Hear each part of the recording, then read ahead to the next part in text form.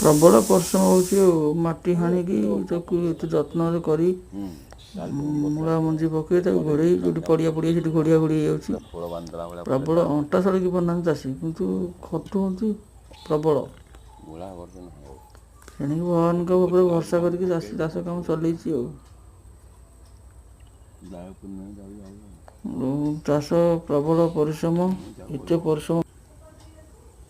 ଏତେ ପରିଶ୍ରମ କଲା ବେଳକୁ ଚାଷୀ ଅଣ୍ଟା ସଳେଇ ପାରୁନି। ଦେଖିଲା ଆସିକୁ ଲାଭ ବି କିଛି ପାଉନାହାନ୍ତି। ଏଇନେ ଜାଣିଛନ୍ତି ଗଛ କାହିଁ ଉଠୁନି 4 ଦିନ ହେଲା? ଗଛ ମୋର ବା ତାତିଗଲା। ବେଶୀ ଗହିଡ଼ାରେ ପକଉନି ତ? ଗଛ ହଉଥିଲା, ଯେ ଗଛ ମୁରୁକଉଥିଲା, ଯେ ଖରା 2-3ଟା ହେଇଗଲା।